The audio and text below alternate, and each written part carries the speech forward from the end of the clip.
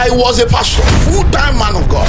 I'm not lying, I'm not stealing, I'm not sleeping around, I'm not on drugs, I'm not doing nightclub, I'm not a fake pastor. Why am I poor? You can be poor as a single man, but don't try it as a married man.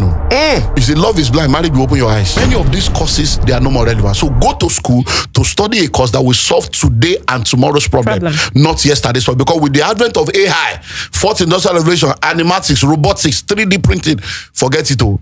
All these courses you are studying is useless. So if you say you are doing medical doctor, medicine is expiring.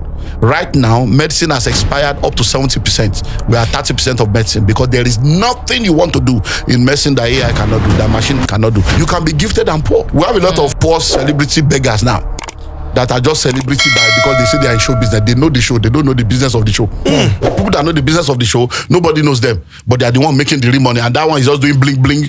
Poor man out there. In every relationship, once the two of you come together, two has become one. It doesn't matter who brings the money. He said, wife, submit to your own husband. He didn't say women should submit to men.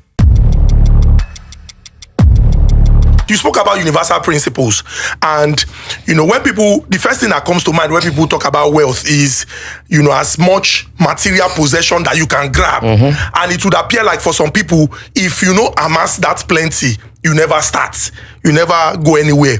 But there are certain principles that one must follow and to be able to make this wealth and multiply or consolidate on this wealth. But if I say, for this part of the world, whether now our education or now the things when we know, or now the way when our life just day, it just be like say we don't understand what in that concept be. It would be nice to know what this concept is exactly, and why it would appear like there are challenges in this part of the world. Okay, so principles are universal, but the application of those principles are personal, contextual, and geographical. What do I mean by that? The law of gravity is the law of gravity. The law of self-preservation is the law of self-preservation. The law of lift is the law of lift. So gravity is, you jump off a story building, you come down. Yes. Whether you do it in Tokyo, you do it in Lagos, you do it in Kenya, Rwanda, or in China. So that's the law. It's a universal principle. But that universal principle is personal, it's contextual, and it's geographical. Personal in the sense that you may be on a 2-story building, somebody else is on a 10-story building. If they jump, the same law will go. So, but that personal is different. You may be male or female, but it's the same law. It's also contextual. Your own context may be that you wanted to jump because you lost your job. Somebody else may want to jump because they were jilted. They served them breakfast. But that's their context. So everybody, once you jump, the law will go to work regardless of the purpose. That's your context. Then geographical. You may jump in Lagos. Somebody else is jumping in Los Angeles. The location is different, but the law will go to work. That's how principles are. Principles are universal. But when you want to apply it, it's personal, contextual, and geographical. So what everybody needs to know is what are the principles that govern wealth creation. Once you now know the principle, you now begin to apply it to your own personal life within your context and within your geography. So I will have to go back to the story of part of my life that led to what I know today. When we're expecting my first child was born in 1998. When the pregnancy came, in the midst of all those I now realize that pregnancy don't enter. Even to pay house rent, you are believing God. To feed things now, you don't pregnant the woman now, no money. As the pregnancy was growing, my frustration was growing. Now, this is a man of God. I'm a pastor. I've got born again since I was a teenager. I've been in ministry since I was a teenager. I've been a pastor since the year of 21. Everything is moving on fine. And now I'm married. I'm expecting a child, but there's no money. So I'm like, So at that point, I got angry with God. I'm not lying. I'm not stealing. I'm not sleeping around. I'm not on drugs. I'm not doing nightclub. I'm not a fake pastor. Why am I poor? Oh, we have paid tithe. They say, Peter, I don't pay tithe. Things are still tithe. I give offering. I'm still suffering. I was angry with God. So it was that situation of you are not a man, you are there. And as the pregnancy was growing, my frustration was growing. I became depressed. I was almost suicidal. You mean all this where they preach? When it will happen for my own life? That was when, in that anger, God, I kept hearing it. Who told you? Who told you? Who told you? And I'm like, what do you mean who told you? It's in the Bible. That's when I realized that majority of the things I believe, like many people today, is what Papa said, Pastor said, Bishop said. This is what our church believe. People don't know God for themselves. So people know church, they know pastors, they know religion, but they don't know God. And that's why we have so many churches yet our country is still like this, because people are not regenerated. What we are doing now is what we call Pentecostal orthodoxy. People are just going to church because now in the rain. So that led me to say, God, okay, I'm tired. He said, if you want to be free, let me show you. And he said, go back to the Bible. And God took me from Genesis to Revelation and began to show me from Genesis principles of wealth creation in the Bible. I was shocked. All the scripture, we say, when we they read them, they go tell us, say that, occupy till I come. Now holiness, occupy till I come. Jesus will soon come. He said, read it from that side. He said, do business till I return. I say, hey, and they say, pastor, no do business. Do business. Because we went to school. Imagine it. I went to school, I have certificates. Yet I say, God, come here, I can't sit down there. They say, they do full-time ministry, full-time foolishness. Full-time ministry, God had to tell me, say, you are just foolish. That who called you to full-time? Where did you see it in your Bible? Show me. I said, but it's there. They abandoned us. It's okay. Let me. So God now told me that full-time full-time ministry means that ministry, when I call you, ministry should be your primary assignment, not your only assignment. You don't go into full-time until your hands are full. You can't be pastoring 12 who say you are full-time. You are just a jobless, lazy man looking for something. So those things I studied, it started showing me from scripture. From Genesis 1, it showed me, let there be light. So if there is, the only way you can say let there be light is because there was darkness outside. It did not acknowledge the darkness. What was inside it was what he spoke forth. So you have to imagine it and declare it and believe it and you see it. Principles were shown. He said different things. He said he separated the land from the water. You have to separate what, those are all principles. So from Genesis, he was showing me, he separated the firmament from the land. Separation, separate your gift from your talent, from your potential, separate your ambition. Everything he was showing me. He said he made the sun. Don't forget there was light. Let there be light. But then on day 4, he created the sun, the moon, and the star. Come. I thought there was already light. The first light is Shekinah glory, the light of his glory. The second light is the light of the element of the earth. Sun, moon, and star. He said he created the sun, the moon, and the star. The sun to shine by day, the moon to shine by night, and the star also. So it showed me that everybody can shine. Shine your shine, I shine my shine. It's all a matter of times and season. Somebody may be a sun, somebody may be, I may be a star, but everybody's created to shine. These are all from Bible. Then God man, have dominion. I say, wow. So when I saw that, it showed me different things from scripture. I said, okay. He now said, now that you are done, this thing, 8 months, I was on a mad research. I read hundreds of biographies. He now said, now, who is the richest man in Africa? Who is the richest man in Asia? He asked me the question, who is the richest man in all the continents of the earth? Don't forget this 1998, no Google, no social media, to know the kind of rigor that I went through, traveling, going to library, going to church. He said, I should go and study the life of every rich and wealthy man and family I can find on the face of the earth and study their life and look at this, because there's a story behind the glory. There's what we call the iceberg principle. For everything that you see, the tip of the iceberg. Iceberg is a mountain under the water. You see the tip. There is 9 parts that you don't see. So there are things that people do in secret that makes them to shine in the open. Whatever you see in the open is just a tip. When you get to them, they will now tell you the secrets. Because everybody is using something. Just be sure that what you are using is the right one. Everybody's using something. Everybody's just be sure that the one you are using is the right one. Because if you are not using something, they are using something against you. Because you are either in the secret court or you are in the secret place. There's no middle ground. You are just you are going to be like a chicken where they go kill for Christmas. They go buy you for January, feed you till November, kill you for December. So all the love they are showing you is to kill you in December because you don't understand. So when I now began to study all these people, I now saw all the principles that everybody, that was what led to my first book, How to Be a Millionaire, now called Pathway to Wealth. And I now wrote that to the primary concerns of the church. Say, let me deliver the church from this foolishness first before I now go to the world. That's when I now release School of Money for the world. So all the things I learned, and now they're like, what? You mean these things are inside Bible? He gave one gift. He gave one this. He went to bury his gift. I say, wow. So I now say, okay, all this is where I don't study. I will practice it for myself. So many things I noticed is, number 1, there is no rich man on earth that is a salary earner.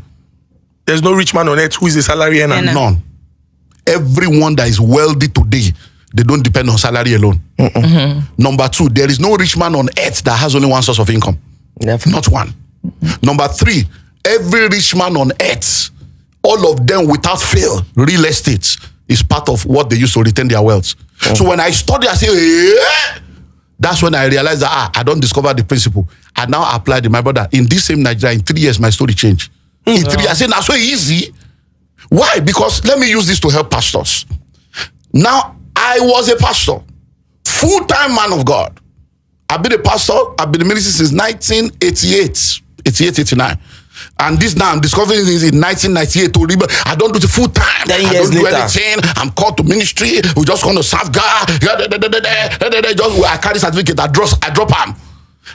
When I started this church 29 years ago, the church I pastor now, I was full time. I was working. I left the job. Say, God, don't call me. I left job. Sat down. I will sit down at home in my mother's house in the Kotu. And then I'll be sitting down. People will be going to say, Pastor, good morning, sir. Please, I bought a wagon. The man didn't give me change. He said he will come around 11, but I don't go there, me collect change. True life story. 1995. This was my life. When I started this church, 1995, they will do. Please, when let me take key. I became an errand boy. So I began to ask, come, you are called, you are anointed, you are sitting down. Are you sure this full-time thing is not foolishness? You mean that God called you to sit down to be collecting key and they were going to change? Go and revisit this thing. That's when I broke free from this full-time something. So when 1998 now came, because see, you can be poor as a single man, but don't try it as a married man. Your eye go. You say love is blind. Married, you open your eyes. You go. Your eye goes. When you see responsibility, you see your responsibility. So when I noticed all those things, I put it. So I was a pastor, but at that point, I now realized by virtue of what he taught me that in order for you to become rich and wealthy, number one, you need financial intelligence. You need delayed gratification. You need savings. You need multiple streams of income. I now began to practice. So that's when I started writing books. I've written over 100 books right now. Now, but the books were already in me. So today now, you see a lot of people out there, they have gifts, but they are not trading their gifts. Money flows in exchange for goods and services. Money flows in exchange for value. So that's your gift. You must turn it into a product or a service that you can exchange for money. You can be gifted and poor. People can celebrate you and say, we have a lot of, poor celebrity beggars now that are just celebrity because they say they are in show business. They know the show. They don't know the business of the show. But the business that know the business of the people that know the business of the show, nobody knows them. But they are the one making the real money, and that one is just doing bling bling. Poor man out there, and then they will now begin to cry that they use me. When you sign, your eye not clear. They force you. It's poverty that made you to sign. You signed it as a poor man. Now you have seen glory. Now you will serve your sentence. Do you understand now? So I don't know if no. This is really very, very eye opening.